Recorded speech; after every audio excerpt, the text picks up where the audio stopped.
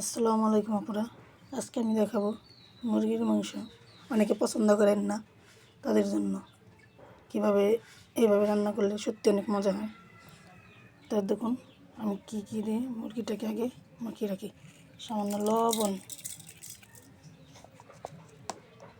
সামান্য হলুদ গুঁড়া, একটা ডিম,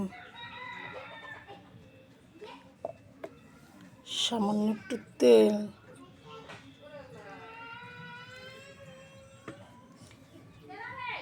সামান্য একটু ময়দা বা আটা, যার কাছে যেটা আছে সেটা দিয়ে করবেন। এবার আমি মুরগিটাকে ভালো করে মাখিয়ে রাখবো আধা ঘন্টার জন্য।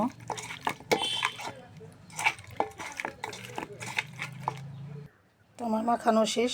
আমি এখন এটা আধা ঘন্টার জন্য রেস্টে রেখে দেব। আধা ঘন্টা পর আমি রান্নার জন্য চলে আসব। 30 মিনিট হয়ে গেছে। আমি এবার চুলায় কড়াইটা বসিয়ে দিলাম। কড়াই গরম হয়ে গেছে, আমি দিয়ে দেবো তেল। তেলটা গরম হলে আমি এখানে মুরগি মাখানো ছেড়ে দেব। আমি এবার মুরগির মাংস মাখানোটা দিয়ে দিব।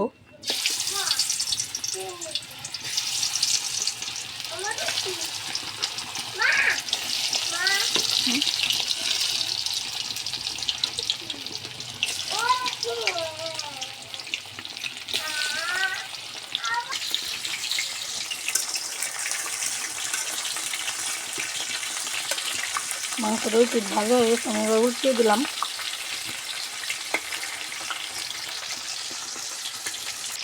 আমার মাংসটা ভাজা শেষ, আমি এবার তুলে নিব।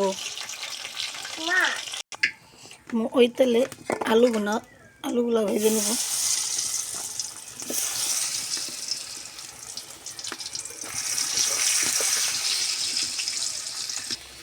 আলুগুলা ভাজা হয়ে গেছে, এবার তুলে নিব।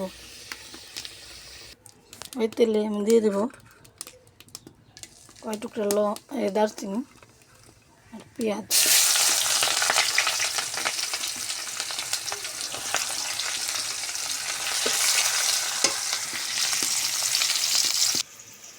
মাংসগুলো উঠিয়ে রাখলাম।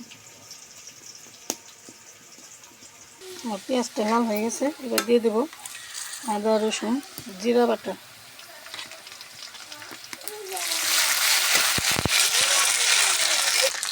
এবার দিয়ে দেব সামান্য পরিমাণ পানি। তারপরে একে একে আমি এখানে সব মশলা একসাথে করে রাখলাম, সেটা দিয়ে দিচ্ছি।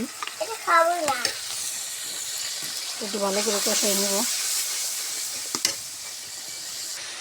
এবার দেব আমার ঘরে তৈরি করা রাখা সস, টমেটো কেচাপ।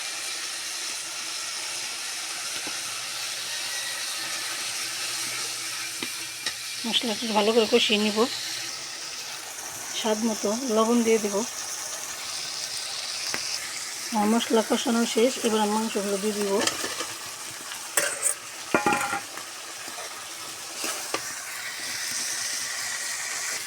দেখেন কালারটা খুব সুন্দর আসছে, সত্যি অনেক সুন্দর, লোভনীয় একটা কালার।